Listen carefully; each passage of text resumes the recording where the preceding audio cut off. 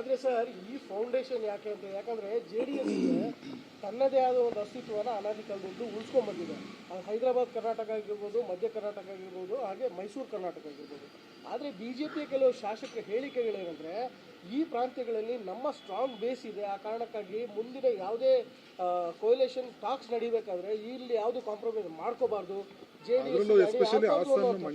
ಹಾಸನ್ನು ಮಂಡ್ಯದಂಥ ಜಿಲ್ಲೆಗಳು ಎಲ್ಲಿ JDSನ strong hold ಇರುವಂಥ ಜಾಗದಲ್ಲಿ ತಮ್ಮದೇ ಆದ ಸೀಟ್ಗಳನ್ನು ಹೆಚ್ಚು ಮಾಡ್ಕೋಬೇಕು ಅನ್ನೋಂಥ ಹೇಳಿಕೆಗಳನ್ನು BJPಯ ಶಾಸಕರುಗಳು ನಾಯಕರುಗಳು ಕೊಡ್ತಿರುವಂಥದ್ದು ಎಷ್ಟು ಸಮಂಜಸ? JDS ನೀವು ಹೇಗೆ ತಗೊಳುತ್ತೆ? ನಾನು ಈ ವಿಚಾರಕ್ಕೆ ಸಂಬಂಧಪಟ್ಟಂತೆ ಹೇಳಲೇಬೇಕು ಅಂತ ನೀವು ಒತ್ತಾಯ ಮಾಡಿದ್ರೆ 28 ಕ್ಷೇತ್ರಗಳಲ್ಲಿ JDS ಸುಮ್ಮನೆ ಒಂದು 4-5 ಕ್ಷೇತ್ರ ಉದಾಹರಣೆ ಕೊಡ್ತೀನಿ.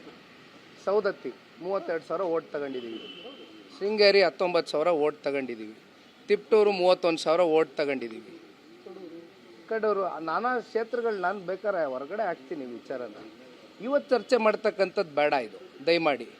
ಇವತ್ತು ನಾವೊಂದು ಒಳ್ಳೆ ಉದ್ದೇಶಕ್ಕೆ ಕೈ ಜೋಡಿಸಿದ್ದೀವಿ.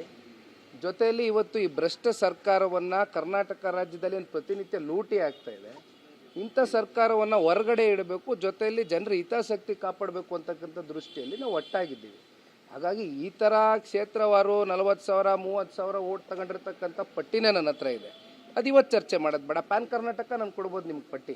ಬಟ್ ಕಾಂಪ್ರಮೈಸ್ ಮಾಡಿಕೊಂಡು ಎಲ್ಲದನ್ನು ಕಳ್ಕೊಳ್ಳೋ ಸ್ಥಿತಿ JDS ಇದೆಯಾ? ಯಾಕಂದ್ರೆ ಇದ್ರದ್ದೇ ರಾಜ್ಯದಲ್ಲಿ JDSಗೆ ನೀವು ತಮಿಳುನಾಡು DMK ಇದೆ, ವೆಸ್ಟ್ ಬೆಂಗಾಲಲ್ಲಿ TMC ಇದೆ, ಬೇರೆ ಬೇರೆ ರಾಜ್ಯಗಳಲ್ಲಿ ಆ ಸ್ಥಳೀಯ ಪಕ್ಷಗಳಿಗೆ ಮಾನ್ಯತೆ ಸಿಕ್ಕಿದೆ. JDSಗೆ ಇಲ್ಲಿ ಅತಿ ಹೆಚ್ಚಿನ ಮಾನ್ಯತೆ ಸಿಕ್ಕಿತ್ತು. ಆದರೆ ಈಗ ಅಲ್ಲಿ ಬರ್ತಿರುವಂಥ ಹೇಳಿಕೆಗಳು ಆ ಕಡೆ ನೋಡಿ ಸರ್, ಈ ಒಂದು ಅಲಯನ್ಸು ಪರಸ್ಪರ ಪ್ರೀತಿ ವಿಶ್ವಾಸ ಗೌರವದಿಂದ ಹುಟ್ಟಿರ್ತಕ್ಕಂಥ ಅಲಯನ್ಸು. ಸೊ ನಾನು ಈಗ ತಾನೇ ಪ್ರಾರಂಭದಲ್ಲಿ ಹೇಳಿದೆ, ಪ್ರಧಾನಿಗಳಿರ್ಬೋದು, ಗೃಹ ಸಚಿವರಿರ್ಬೋದು, ರಾಷ್ಟ್ರೀಯ ಅಧ್ಯಕ್ಷ ಇರ್ಬೋದು, ಸಂತೋಷ್ ಜೀರವ್ರು ಇರ್ಬೋದು, ಅವ್ರ ಮಾರ್ಗದರ್ಶನ ಇದೆ ಈ ಒಂದು ಅಲಯನ್ಸ್ಗೆ. ಜೊತೆಯಲ್ಲಿ ಸನ್ಮಾನ್ಯ ದೇವೇಗೌಡರು ಸಾಹೇಬರು ಒಂದು ದಿಟ್ಟವಾದಂಥ ನಿರ್ಧಾರ ತಗೊಂಡು ಒಂದು ಹೆಜ್ಜೆ ಇಟ್ಬಿಟ್ಟಿದ್ದಾರೆ. ಮತ್ತೆ ನಾವು ವಾಪಸ್ಸು ಹಿಂತಗೊಳ್ತಕ್ಕಂಥದ್ದಾಗಲಿ ಅಥವಾ ಸಣ್ಣ ಪುಟ್ಟ ಯಾರೋ ಒಂದು 4-5 ಜನ ಬಂದು ನಿಂತು ಮಾಧ್ಯಮಗಳಲ್ಲಿ ಪ್ರಚಾರಕ್ಕೋಸ್ಕರ ಮಾತನಾಡ್ತಕ್ಕಂಥದ್ದಕ್ಕೆ ದಯಮಾಡಿ ಮಣೆ ಹಾಕೋದು ಬೇಡ. ಇದಕ್ಕೆ ಎರಡೂ ಪಕ್ಷದ ನಾಯಕರಿದ್ದಾರೆ, ಸೂಕ್ತವಾದ ಸಂದರ್ಭದಲ್ಲಿ ಒಳ್ಳೊಳ್ಳೆ ತೀರ್ಮಾನಗಳು ತಗೊಳ್ತಾರೆ. ಯಾರನ್ನೂ ಏನು ಬೀದಿಲಿ ಬಿಡ್ತಕ್ಕಂಥ ಪ್ರಶ್ನೆ ಇಲ್ಲ. ಯಾಕೆಂದರೆ ಎಲ್ಲರದು ಅವರು ರಾಜಕೀಯದ ಅಸ್ತಿತ್ವದ ಪ್ರಶ್ನೆ ಎದುರಾದಾಗ ಸ್ವಾಭಾವಿಕವಾಗಿ ಈ ರೀತಿ ಚರ್ಚೆಗಳು ಹೊರಗಡೆ ಬರುತ್ತೆ. ಬಟ್ ಅಲ್ಟಿಮೇಟ್ಲಿ ನಾನು ಹೇಳ್ತಕ್ಕಂಥದ್ದು ಏನಂದರೆ, ಪಕ್ಷದ ಚೌಕಟ್ಟಿನಲ್ಲಿ ನೂರಾರು ವಿಚಾರಗಳು ಚರ್ಚೆ ಆಗುತ್ತೆ. ಈಗ ನಾನು ಒಂದು ಉದಾಹರಣೆ ಕೊಡ್ತೀನಿ. ನಮ್ಮ ಪಕ್ಷದ ಚೌಕಟ್ಟಿನಲ್ಲಿ ನಮ್ಮ ಕಾರ್ಯಕರ್ತರು ಮುಖಂಡರು ನನಗೆ ಎಷ್ಟೋ ಸಲ ತೋರಿಸಿದ್ದಾರೆ, ಇದೇನು ಸರ್ ಇದು ಸ್ವತಂತ್ರವಾಗಿ ಸರ್ಕಾರ ರಚನೆ ಮಾಡ್ತೀವಿ 120 130 ಅಂತ ಇದ್ದಾರಲ್ಲ, ನಾವು NDA ಇದ್ದೀವಲ್ಲ ಅಂತ ಕೇಳ್ತಾರೆ. ಹಾಗಾಗಿ ಎಲ್ಲವೂ ಕೂಡ ಇವತ್ತು ಡಿಜಿಟಲ್ ಯುಗ, ರೆಕಾರ್ಡಿಂಗಲ್ಲಿ ಇರುತ್ತೆ. ಯಾವುದು ಕೂಡ ನಾವು ತಿರ್ಚಕ್ಕೂ ಆಗೋದಿಲ್ಲ, ಸುಳ್ಳು ಹೇಳೋಕ್ಕೂ ಆಗೋದಿಲ್ಲ. ಹೇಳಿರ್ತಕ್ಕಂಥ ವಿಚಾರ ರೆಕಾರ್ಡಿಂಗಲ್ಲಿ ಇರುತ್ತೆ.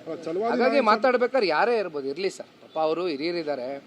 ಈಗ 113 ಅಲ್ಲ, BJP ಅಲ್ಲ, ಜಸ್ಟ್ ನಾಟ್ BJP, NDA 140ರಿಂದ 150 ಗೆಲ್ಲುತ್ತೆ. ಇವತ್ತು ಹೇಳಿದ್ದೀನಿ, ನೀವು NDA ಅಂತ ಜಪ ಮಾಡ್ತಿದ್ದೀರಾ, ಬಟ್ ಅವರು BJP ಮಾತ್ರ ಅಂತ ಹೇಳ್ತಿದ್ದಾರೆ. ಬರ್ತಾನೆ ಇಲ್ಲ ಸರ್, ಯಾಕಂದ್ರೆ JDSಗೆ ಮಾರ್ಕವಾಗೋ ಹೇಳಿಕೆಗಳು ಆ ಕಡೆಯಿಂದ ಬರ್ತಿರೋದು. ಇದು JDS ನೋಡಿ ಸರ್, ನಾವು ಮೈತ್ರಿ ಧರ್ಮವನ್ನ ಗಟ್ಟಿಯಾಗಿ ಪಾಲನೆ ಮಾಡ್ತೀವಿ. ಅದೇ ಅಲ್ಲ, ಮಾಡ್ತಾ ಇದ್ದೀವಿ ಅಲ್ಲ, ಮಾಡ್ತೀವಿ ಕೂಡ, ಅದರಲ್ಲಿ ಯಾವುದೇ ಅನುಮಾನ ಬೇಡ. 140ರಿಂದ 150 ಸೀಟು ನಮ್ಮ ಮಿತ್ರ ಪಕ್ಷ ಎಷ್ಟು ಗೆಲ್ತಾರೆ, JDS ಎಷ್ಟು ಗೆಲ್ತಾರೆ ಅಂತ ನಾವು ಇವತ್ತು ಹೇಳೋಕ್ಕಾಗಲ್ಲ. 140ರಿಂದ 150 ಸೀಟು ಇಬ್ಬರು ಅಣ್ಣ ತಮ್ಮಂದರ ರೀತಿ ಕೆಲಸ ಮಾಡಿ ಲೋಕಸಭೆಯಲ್ಲಿ ಯಾವ ರೀತಿ ಒಂದು ಫಲಿತಾಂಶ ಹೊರಗಡೆ ಬಂತು, ಅದೇ ರೀತಿ ವಿಧಾನಸಭಾ ಚುನಾವಣೆಯಲ್ಲೂ ಕೂಡ ಒಂದು ದಾಖಲೆಯನ್ನು ಸೃಷ್ಟಿ ಮಾಡ್ತಕ್ಕಂಥದ್ದು ಇಲ್ಲಿ ಯಾವುದೇ ಸಂಶಯ ಇಲ್ಲ. ಸರ್, ಮೊನ್ನೆ ಪ್ರಿಯಾಂಕಾ